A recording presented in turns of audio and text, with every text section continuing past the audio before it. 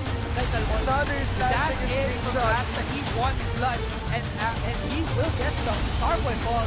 Easy way. Well, he wants a deja vu, actually for the ADC, and he gets late and open up with an enchanted crystal arrow. New is the kill lane. That's gets the kill. There is the 3-man shockwave, but the 1.3 ultimate explosive cast plus the Howling Gale. That is a double kill.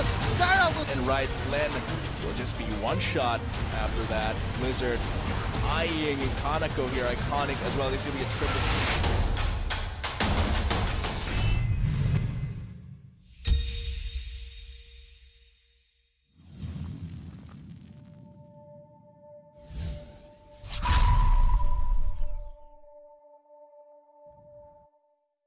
Ladies and gentlemen, welcome back here in the Lenovo LCL 2017 Spring Term. This time we are now onto the 5th game of today's episode, and we're going to be your shoutcasters. I am Shibu with 149, and my partner is of course Arctic. Of course, in these interconference battles, we just came in from all those runs, first 4 games, set it up there, and played by UCC. Not taking any victory there as they are denied by DLSUD Dasma and of course by UPD Oblation Esports. This time we'll be seeing DLSUD Dasma once again playing the number 5 and the number 6 games, and so far in this interconference battle. Arctic, what are your thoughts? Wow, I mean DLSU. You know, it was kind of hard to dodge DLSU within their conference stage just because, you know, they didn't really. I mean, they performed well, but not to the point where you could say they're like a super high contender or a favorite. But now, wow, I mean 2-0, and UPD as well doing really well. But of course, it's gonna be very interesting. I mean, with the next matchup that we have, SLU, St. Louis University versus De La Salle University Dasmariñas. DLSU, they already have that hype, you know, that excitement. You know, we already went 2-0. They have that motivation that we want to do even much momentum. more better. Exactly, there you go. That's how you put it. Yung momentum, kumbaga. St. Louis University naman, I mean still, even though this is their first game, they might be nervous, but at the same time, if they're strategic about how they're going into this game, they would have been able to scout the first 2 games that DLSUD played. So, technically, may idea na sila kung ano yung mga strengths ng DLSU, kung ano yung mga weaknesses na potentially kaya nilang capitalize. But at the end of the day, it's all about execution. Tingnan natin mga kaibigan kung magagawa nga nila to. So, it's DLSU with the momentum. It's SLU coming in fresh with the knowledge and information about DLSU. Yes, ladies and gentlemen, of course, for our search and win trivia question, ang tanong po on the previous game was, which player had ghost? Of course, that's gonna be Ferzerk, UPD Ferzerk on his Syndra. So, UPD Ferzerk po yung tamang sagot. And the winner for that one would be Samuel Makalalag. Ayan. Yes, there Samuel you go. Makalalag, congratulations para sa'yo. Mr. Gift, within 5 working days, SLU versus De La Salle University of Dasma. As you mentioned, there is the momentum, and of course, SLU kating-kati na rin sila maglaro dito sa ating interconference battles. And alam natin, hindi pa ito yung conclusion ng group din natin. May mga laro pang magaganap. We just saw the 4 games here by De La Salle Dasma. Exactly. And of course, ng UCC. Pero UPD and of course, SLU is yet to complete their 4 games. Exactly. So yeah, we'll just have to see how it goes for them. I'm personally very excited because SLU, actually, let's go ahead and give a little bit of a rundown in the history. SLU kasi, they've been actually consistent throughout in terms. Sure, they might have not gone champion, but they've always been considered one of the higher contenders within the LCL. As far as like if we had a tier ladder of teams and different colleges and universities, they'd always be within the upper part of the list right here. So again, like even at the same time, like sure, they've always been in the top. Pero siguro, like if I were in SLU shoes, there's that frustration rin na we always perform so well pero it doesn't translate to going all the way to a championship. So parang with that drive, with that hunger, same goes for UPD then. So it's kind of both these teams so hungry for finally achieving their first championship kasi there's always this, if you're gonna look at the tier ladders kasi, well, for me personally, SLU, UPD, they're always near the top of my list. So, kumbaga, frustrating yun na we know we're good, pero hindi tayo manalo, hindi tayo makapag-champion. So, maybe this might be the motivation that time, no? Yes, exactly. Oh, ito na yung panahon. So, we're just waiting out to load ourselves into the drafting. Do take note that we're gonna be playing on the latest patch, the mid-season update patch. So, we won't be seeing any Zack Sejuani and even Maokai for this 10-ban system role and even for the pickups. So, what is happening here? Priority ban on the Lulu. What to be your guess? Lulu, I mean, Lulu, as I keep on preaching, she's very well-rounded. She has, I'd say, decent amount of time. But what you really love about Lulu is the utility, especially, like, I feel like that, well, the wild growth. Yeah, exactly, the wild growth. Like, aside from the knockup, you have the CC, you have that extra lifespan for whoever you decide to use it on, even if it's for yourself. So there's just so many precautionary measures with the kit that Lulu has. Somewhat similar to a Karma, although Karma, she's much more balanced in the sense that she has the poke, but utility-wise, as far as the kit, as far as protection, I'd peg it on Lulu a bit more because there's just so many options. Like, you have the health boost from Wild Growth, you have the shields, and if you need some form of kiting tool, you have the glitter lance as well. So yan, sa akin yung yung transmodulate. yeah, there you go. Yeah. Yun yung isang malaking deal breaker para kay Lulu compared to the Karma. Ang kinaganda ng Karma though is that available yung ult niya There you go. kaagad. Ang taas ng level of influence niya na pwedeng magawa, pero it actually requires some form of items to be really efficient, like basic mainly cooldown reduction and of course mana pool. Pero kay Lulu napaka kumbaga kapag nagkakaroon ng trade up, kapag naging kang maliit Yes, na exactly. creator by the Lulu during a duel or during a fight, it actually turns a lot of things. Okay? Actually decides for a lot of things. Now here, we get an Ari, Lee Sin, and Graves Band. There's also the Oriana and a Kled finally revealed in our episode. So far. I mean, for those that watch my stream or for those that play with me, they know that #1 champ for me in the top lane that I usually play is Kled. It's because Kled, he is so versatile, and personally for me, I find him quite OP because of the unique mechanics that he has with that Scarlet. So it's like having 2 lives. Yeah.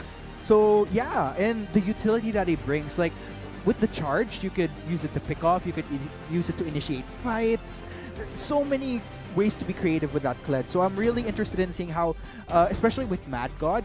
I mean, Kled technically was one of those champs that University of Caloocan banned out from him. So finally, the Kraken is unleashed with this Kled. We'll see just how godly Mad God is, as his name goes. Screen ang ganda ng performance niya, diba? Sa Shen din. Exactly. Diba? Now there's gonna be the Kha'Zix and the Janna. And, Fiora, no? So it will be a battle for duel. Indeed. In the top lane. But I'd give it for Kled. Actually, just considering yung kit niya. I feel like the only, like, let's look at Fiora's kit. The Riposte could be used for the Baron, the trap. So that's mostly one of the things I foresee Fiora using it. But I mean, overall, I think it's a matchup in the sense that Fiora has to kind of time the Riposte correctly to kind of void out some of the damage that Kled deals out, like through the violent tendencies.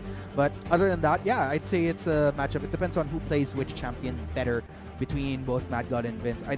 I honestly, maybe it's my bias against Kled, but I'm expecting the Kled maybe to perform a little bit more better than the Fiora, so long as he doesn't allow the Fiora to just kind of snowball, because we know how painful a Fiora is if she gets that early lead on ahead. Pero alam natin yung conditions kasi ng vital spot nun. True. Kay Fiora, ang actually interested ako about kay Kled is isa sa mga kinalakas niya is yung passive niya. Exactly. And I mean, we've been talking about the top lane so much. Let's go ahead and look at the other champions across the board. So Ezreal and Corki going to be locked in as the final picks for DLSU with Syndra and Ashe as well.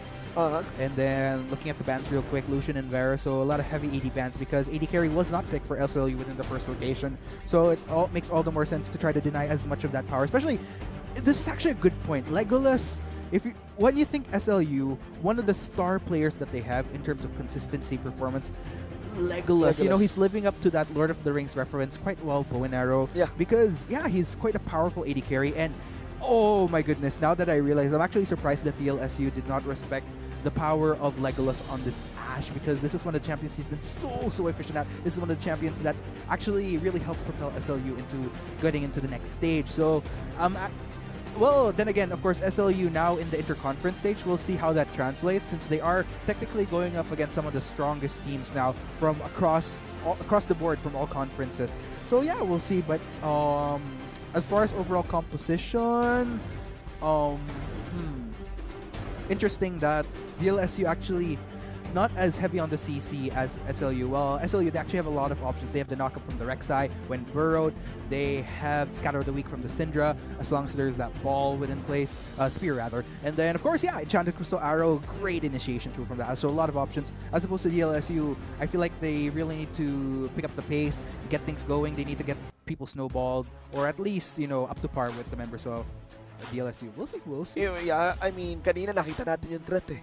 Exactly. Isang Syndra kapag fed, di ba? Indeed. Actually, Falzon, nakita kong ganyang mga Syndra na talagang mapapaaray ka kay Bergsen.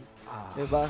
And now, it's in the hands here of SLU, if I'm not mistaken. Indeed. Okay, and we'll see, ladies and gentlemen. Again, para sa inyo, kung ako sa inyo, mag-ready na kayo ng tab nyo kasi meron tayong search and win trivia pa rin para dito sa laro natin. And do they know that a link will pop up during the game kung saan if you type that on your browser, you get inside and you'll be asked a question about the game, answer that correctly and be the first one, and you get yourself a Mr. Gift to be inserted within 5 working days. Here we go, ladies and gents. Game 5, DLSL Dasma versus St. Louis University. Yes, indeed. Ladies and gents, make some noise. Do you guys want to see DLSU continue the dominance that they have in this series? Or do you want to see SLU newcomers' first game in the Interconference to just kind of make a strong statement against DLSU, halting whatever momentum that they have? So very, very interesting matchup that they have today. SLU actually grouped up right now and going to be going for that jungle invade. And I don't think DLSU... Wait, no, actually, I think the Kled might have spotted them out. So, this is going to be very interesting, though, if they decide to pass in this brush, because Mad Doesn't seem like it, though. That's the 3-man squad, 4-man squad. There's a flash away. Can they land that kill? No slow from the repulse as the launch is set first in by the Fiora. The crowd control is not there as well.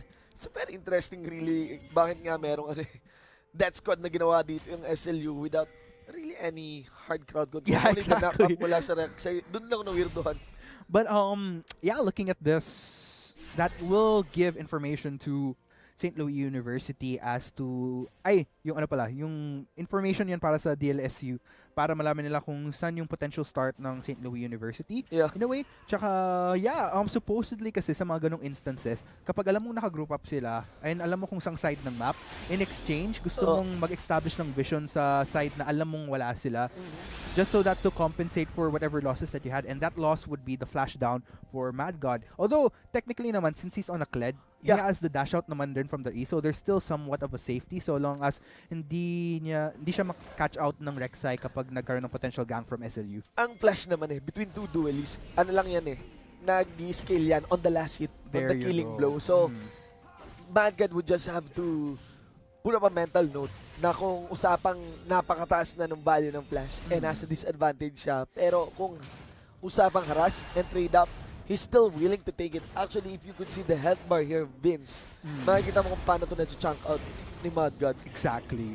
And yeah, tingnan mo, medyo nagkakaroon na ng trading in between, even though we don't see. But yeah, both top laners actually have help. But yeah, let's go ahead and check out this mid lane. Yeah, he's willing to take it up. The vital spot is there, but Skarl should be arriving. And the problem there is actually isang auto-attack lang yung kailangan ni Mad God dito. Yeah, exactly. So just yeah, to return Skarl. mukhang Vince actually gonna be backing off instead. Pero here comes Asta. He got spotted. Flashy. And there goes Carl. Yep. Yep, very interesting. Yeah, first blood agad-agad. I mean, like, unlike the previous games na medyo natagalan before we saw some action, like, first 3 minutes of the game, it's actually very good for Asta to have actually rotated dun. Yeah, wow.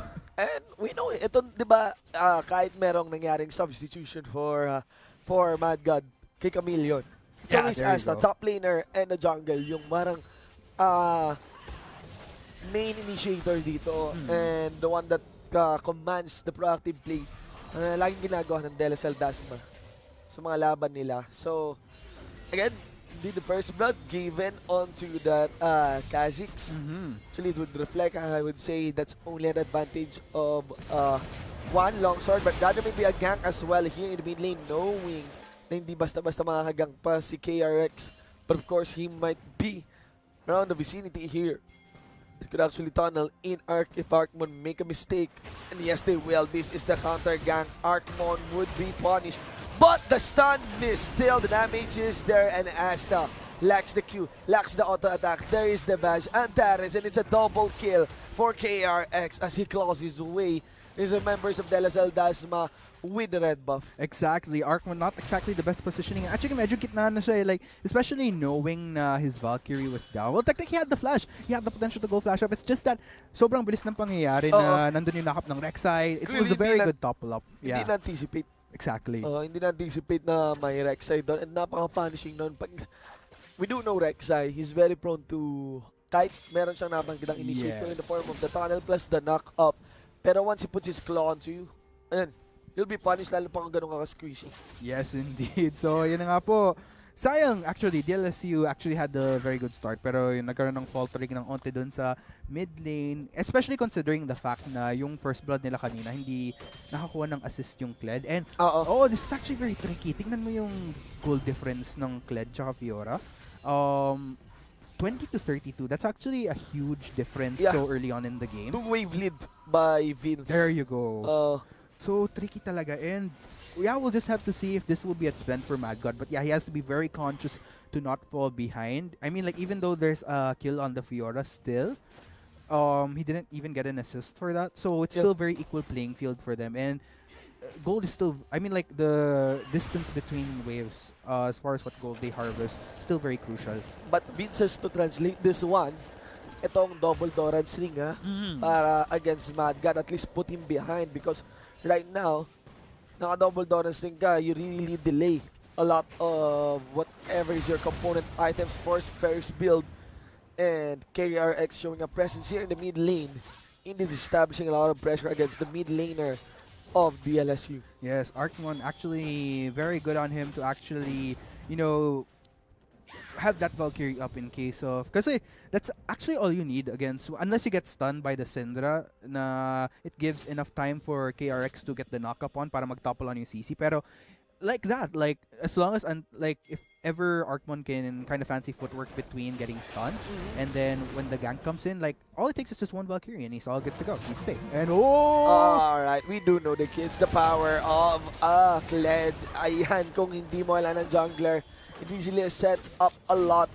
An easy gank setup for the mid lane. That's one way to use the charge. Yeah. And good on Mad God for... Exactly, this is what you want to do with Kled. Like, just how fast he initiates with that charge. But, it's like, you know, a tankier Nocturne. Exactly. So, na at the same time, yung...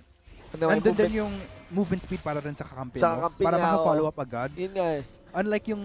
What's awkward kasi about the Nocturne sometimes is if you dive in, hindi nakakasunod agad-agad yung kakampi mo. So with that speed boost from the charge, ang laking bagay talaga na you get to topple on the enemy right off the bat. Basta on the same page kayo ng kakampi mo, syempre. Team play is key. Tapos, in terms of dueling, kahit sabihin natin may Umbra Blade si Nocturne, just yung shred na kayang gawin ng isang Kled dito, very rewarding really. When you completed that,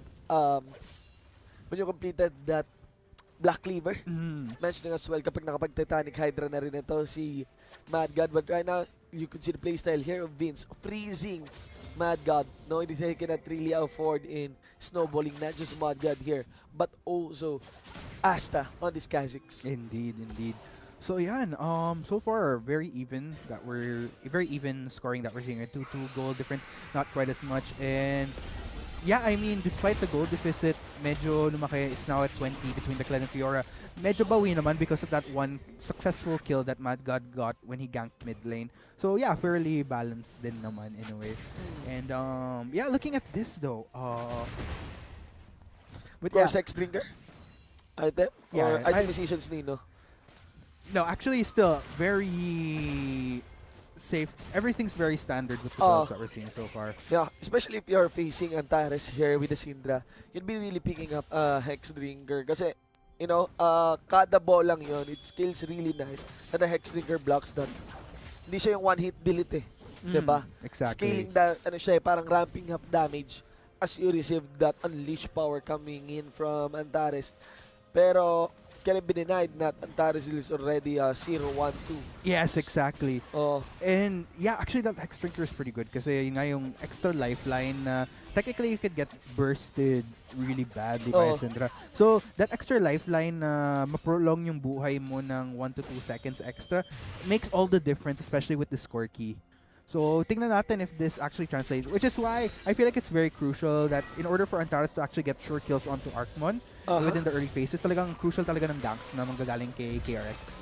And of course, you could see there Legolas going for that turnaround. He knows that he can have the shield, even aim for the chase here, but the minions would be body blocking him. Meanwhile, in the top lane, KRX spending his good time, showed himself onto the side brush. Teleport comes in as Mad God would be putting a lot of mana into the backline here of SLU. Teleport comes in as well from Vitz. Let's see if can he join this fight. Will he land the ultimate? Yes, he will. All in onto Mad God, force to flash away. Now, this time, another flash in bot. DLSUD University of Dasma would call it quits on this bot lane. No casualty. Oh, no, that was almost death for Mad God right there. Like, that was... I'm not sure if he was way too early. Well, no, actually, the teleport was okay for me. It's just that the follow-up was pretty shaky. Yeah. Which is why, yun, despite yung medyo okay na teleport ni Mad God, yung the fact na hindi siya nasundan ng consistent damage from the other members of the LSU, yes, medyo mabaliwala rin. But then again, you can't really blame the other members kasi look at malalim the... na eh. Yeah, tsaka the mana bar between the other members, medyo nasa less than half na nung time na yun, if I'm not mistaken. So, talagang, actually, para sa akin, medyo sayang pa yung teleport na yun ni Mad God in a way. Kasi it didn't really translate to anything. No, not really. I don't... Well, sure, I think they may summoners na nagastos. But other than that, I wouldn't say... We'll just have to see. But then again, yeah, it's equal. It's very equal. Yeah. There's not really much else to say. Package is available in the hands here of Arcmon as well. Double Tiamat. Of course, it's a given. Even building Tiamat on Fiora is totally okay. Mentioning as well, lalo na kay Rek'Sai dito. Rather, it's going to be the priority here of Mad God. Yeah, and what I like about the Tiamat is that, because the Tiamat basically, imagine when you're farming in lane, like, there's nothing else you could do since, I mean, the rippling of damage, yung di mo siya napipigilan eh. So, no matter what you do when you're farming in lane, like, there's a tendency na makapush ka talaga. And which is okay because when you look at the matchup between a Kled, yung Kled kasi, once the lane is pushed in, you have the potential to roam like he did earlier. So at least with Vince on the Tiamat, naka-balance siya. But ooh, there we go. KRX. Yeah, puts in the slow. There's the tag. Valkyrie still available. And Asta would be surprising KRX. Medyo curious ako ba't kinailangan pang mag-leap doon. Maybe save the leap for the chase. But do take note that Antares is there for the ultimate and all-in burst, which would be bad for Asta. And you gotta compare. Arcmon actually low on mana. Tsaka itong si Antares, very healthy pa. Full health bar, full mana bar. Nothing else you could ask for from Syndra when initiating those type of ganks. But yeah, that would have been very dangerous had it gone wrong. Di rin kasi juicy. Yung available na Drake dito. Yeah. Sa laban natin, puro hangin yung laman Cloud Drake. Ladies and gentlemen, so there's really no priority between these two teams. It's just really small attempts for skirmishes. Established vision. It's still a chess game in an extended laning phase for these two teams. It is understandable. But right now, Scyther already built his mana mute. Indeed. Whereas Legolas, PF Sword plus the Zeal is a nice pick up in terms of, contributing damage. Pero Teleport has been burned. Actually, it's a very prolonged game for these two teams. Indeed. I mean, with all said and done, I was expecting a lot more action coming from perhaps maybe Mad God and Asta. But yeah, so far the pace of the game within the first 10 minutes is pretty okay, I'd say. But then again, I guess we could attribute it that there have been attempts. It's just that, especially yung medyo madugong bot na nag-teleport si Mad God, hindi lang siya nag-translate to, Mad the God. question here though is Mad God, will he really commit one to that one? Antares an idea that he can get cut off not just by Asta here, but also by Arcmon. What's actually interesting is that si Antares rin, like, let's say, nag-respond siya dun sa aggression ni Mad God kay KRX. Ang problema kasi, Syndra could burst down. It's without question. She could potentially burst down with a full combo. The problem is, yung dahil sa unique mechanic ng Kled, yung, let's say yung yeah, exactly. Like, if mag-full combo siya, like, she technically has to wait na Complete yung damage. yeah, yung mag-down muna si Skarl before siya kasi like, if he goes all in, then yung duration between converting to Skarl, baka masayang yung damage sa part na yun. So yeah, this is why it's tricky rin for Syndra to actually go full on Kled given that condition with the unique with that kind of passive. And auto attacks are real for these two teams. As you mentioned that Legolas went in for the trade up against Scyther. I really thought Scyther would go down for that fight. As Enchanted Crystal Arrow is hold out down to the last minute para lamang at least maka-lockdown at makapag-land pa ng malaking last dito si Legolas. But of course, the support and the shields are still there. Again, 2-2 tayo, 14 minutes into this game. Introductory fight, no? Yeah, actually. I actually like the Janna pick in this because if you're gonna look at it, medyo kapos yung DLSU in terms of the CC potential that they have versus SLU. But it's somewhat balanced out by the fact na since SLU, you have the Rek'Sai, you have the Fiora, which needs to go in to really maximize this composition. Like just one Monsoon from Janna is all it takes to kind of reset things. Engage, yes. Exactly.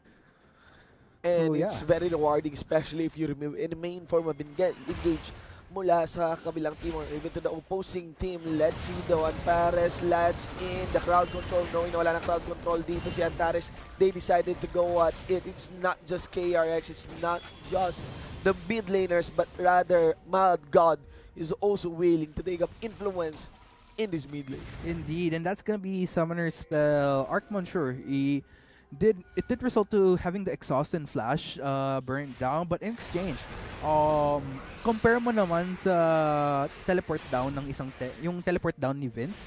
So that just gives DLSU all the more options to pick off players without the threat of Vince responding, so long as they know where Vince is on these maps when they decide to go for actual skirmishes. And this might be it. It might be in this bot lane, diba? Dahil may teleport advantage dito ngayon si Mad God. Na malaking katalungan. Actually, pumupwesto na siya. Hindi siya nagpapakita sa lane if there's a necessity to really teleport. Legolas is on the right spot on this one. Mad God is actually positioning himself onto the tri-brush. It's a matter of an initiate. Let's see though. There's a signal for ping on the red side jungle. The problem here is that kung mag-teleport si Mad God dito sa bot lane, kailangan mag-translate talaga yun sa isang kill. Yeah, and look at this. Kasi sure na mababasag ni Vince yung top lane. Tsaka kung mapapansin nyo, yung DLSU parang pumosisyon na sila sa potential gank going into the bot lane or maybe a sneak dragon. Pero because of that strategically placed red ward deep into the jungle ng DLSU sa may bandang red buff part, na-spot nila agad yun, which is why, it gives Legolas and Savvy the early information. But here we go. Cut off onto Mad God. Mad God will be doing the work here against Vince along with the help as well of Asta. That's how you win trades, and this is gonna be dangerous para sa SLU. Indeed. The Kled of the LCL University is snowballing, and the problem about the Kled snowballing is walang kaya makipag 1v1 dyan pagpasok ng mid-game. Trade up here in the bot lane. True Shot Barrage has been used, but no. Yes, exactly. No kills here. Tsaka lalo na since they know Legolas exerted his Enchanted Crystal Arrow to help out in that skirmish sa may upper side ng river. Scyther and Kay knew that with that down, without initiation cooldown, like they could have traded easily. And look at this, although Scyther a lot of mana down as a result. So medyo they have to be a little bit more careful about that, especially since they need to wait until Ezreal scales a little bit more later, where he just skyrockets really, really well. And it's a battle of attrition. There you go, exactly. Ng mga team na to. As in talagang steady lang, okay? Walang masyadong pilit, wala pa nakakuha ng first break, and it's 18-minute mark. Now that you mention it, yeah. 18-minute mark, man. Talaga, napaka-prolonged ng game na to. Mentioning as well na wala pang first blood start, but maybe this is the fight that we're looking for. So you can see that members of SLU are already cut off. Isa lamang na target. Una-muna ay dun sa Karma. Bertram on the rope did not connect. The flash would do little just so to escape members of the LSL Dasma. You can see their Legolas would be on airborne, but that leaves as the first turret would very likely go down in the hands of Vince. Can she survive this trade up? Napakabagal ng trade pero merong ultimate at merong vital spots na nakuha dito si Vince. Kailangan niya lamang makuha yung final block. There is the wall. Nakakonect siya. Trade up once again. Regeneration is on the side of Vince. Flash in. KRX joins the fight. And with that turret, there's also 1 kill taken in. So 2 in exchange of 1 plus turret. Yeah, that was somewhat weird by Mad God kasi like, if you're gonna look at it, there was no way he could have defended that turret. Sure, he might have been considering to go up against Vince, pero Vince had his ult up. Like, he wasn't able to respect yung heal potential ng Fiora going 1v1. And as a result, like, let's say even though he landed the bear in a rope, yung Q niya, it would have been substantial. But looks like the Rift Herald will be taken by SLU here. And on Vince. So yung parang plano ay si Vince din yung parang split push champion dito. No? Exactly. And this kind of limits, unless siguro mag-lane swap, pero if not, let's say if it's the Kled, it kind of limits Kled's use as far as responding with the charge. Kasi yun nga, he's gonna be preoccupied with stopping this Rift Herald that it'll allow SLU to kind of make plays across the map while preoccupied sila sa pag-negate ng Rift Herald. Pero what happens here is actually Vince positioning himself in taking the Wolf Camp. Will he rotate for the bot lane? No, he's gonna go for the red side jungle and rotate for the top lane. But in the mid lane, KRX flash in. It's time to go all in and Scyther is there. Just so to cut away against this Rek'Sai. Damage is there. Antares is just looking to at least bring down the health of the members here of DLSUD University of Dasma just so he can make it a sure kill by the time he unleashed power. Exactly, and it's interesting kasi and there's the ult. And wow! There's the procs. Those are the Shin procs. Bam! Boom! Arkmon playing it very smart in that trade. And Hex Drinker. Yeah, there you go. The beauty of the Hex Drinker. That's what you've been bringing up earlier, and finally we saw that moment. But, ow! Lumapit pa siya. Clearly a mistake, especially you have to respect the burst mula sa Mantra Inspired Q ng Karma. And right now, Demigod, things are looking really for him. But of course, he got a movement speed coming in from the Black Lever. That allows 3 members of SLU to be in a position to take this mid lane outer turret. Can they defend this one? Take note that SLU is lacking. Okay, in minion. And si Rips Cutler, bam! Boom, baby! That's a lot of damage taken off that turret. Ganon ka-destructive si Rips Cutler. Yeah, exactly. Oh, man. Gumugusto pa siya sa second inner turret. Pero yeah, but ends his reign. But yeah, it took down, got the job done. I mean, and that allowed SLU to be in a position of taking the first Drake of the game. Cloud Drake, we got RNG for another Cloud Drake. Yes, ladies and gents, take note, especially sa mga hindi pa masyadong familiar sa mid-season patch. That is the power of the new Rift Herald as demonstrated. You see, this is it's actually somewhat similar to the game that we saw earlier between University of Caloocan and UPD na like they were able to use that quick push from the Rift Herald to translate it into something else. In the case of UPD earlier, they translated into a lot of kills in the mid plus a turret. In this case, they translated into a dragon. And mentioning, you know, hindi lang si Arkmon ang bumili ng Hex Drinker dito. Pati rin si Asta. Extra, talagang they don't want to survive long enough to stand up against the Syndra. Oo naman, kasi ang taas ng re-engage mechanic True. ng Corki. Tsaka ng Kazik. So, kailangan lang makahanap sila ng window na hindi sila basta-basta nabe-burst. Yeah, they just really have to avoid making these careless overstays kasi that was what kind of happened to Arkmon kanina. Like, he should have contented himself with taking down the Syndra. Possibly should have gone back agad as a result. But instead, he got picked off and they paid for it dearly. Like, they lost an inner turret. They lost a outer mid turret rather, and then a dragon up to boot. So, they have to be very conscious about making these very small mistakes kasi just those small mistakes, ang laki ng naging capitalization ng SLU in terms of return in objectives. And there's also the link para sa ating search and win trivia question, but rather there's gonna be the Vince 2v1 set up redemption at least to sustain.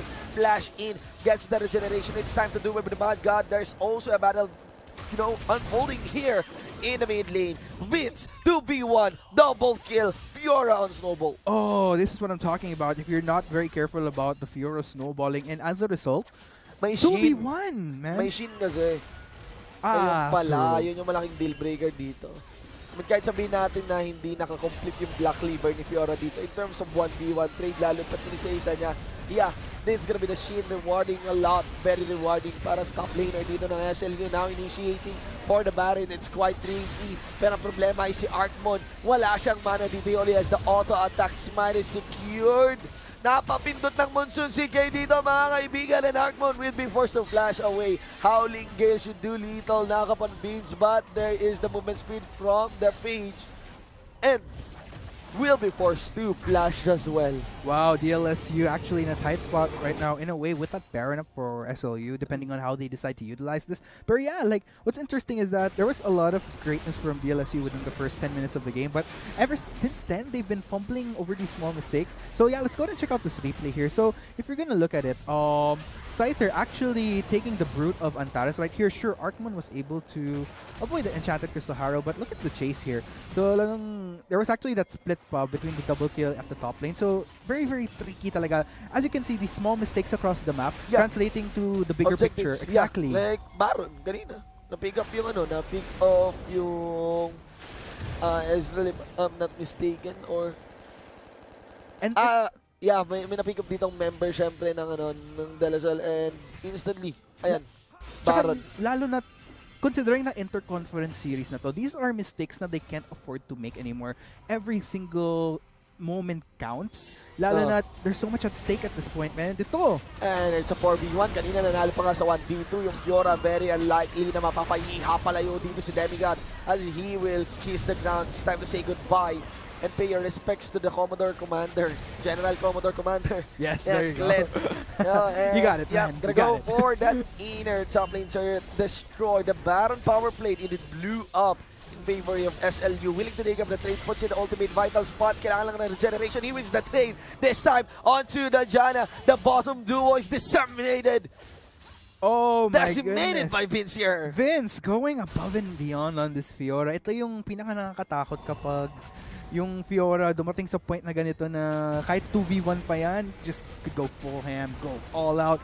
And yeah, it's just a matter of Vince just dominate, just really performing well on this champion. Huwag silang pumayag na makakatuwal sila with the Fiora. Yun yung problema kasi every vital spot na nakakuha is regeneration.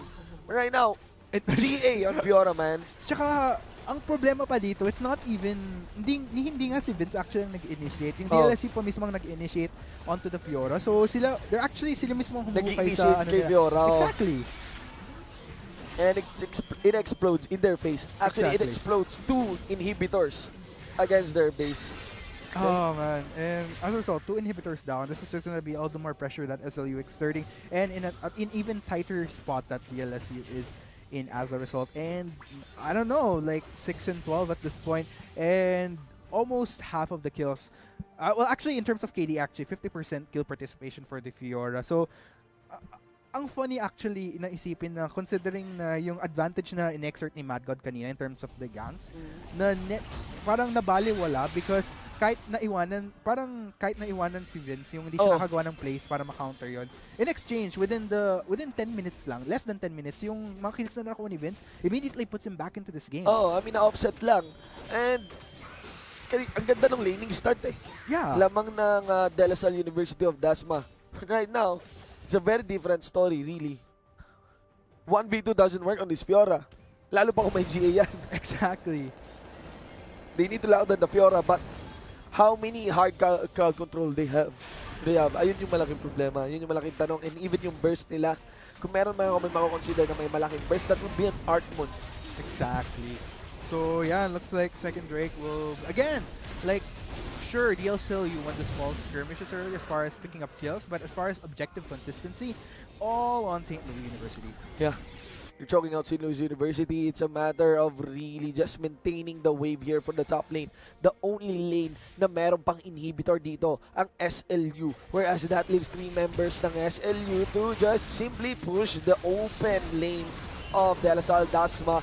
Now that Kled is gone, kind of sad story, parang hindi na talaga siya pinabuela, knowing that KRX, a very, very tanky front line, being supported here by Legolas along with Savvy. They would converge for the top lane. Inhibitor turret, there's gonna be the package, trade up with Legolas, sidestep on the big one, and he wins. I think this is the game. I think this is the game. Like, That's a very heavy death time run Maga right there. And 2 members down pa. It's pretty much game at this point. Yeah.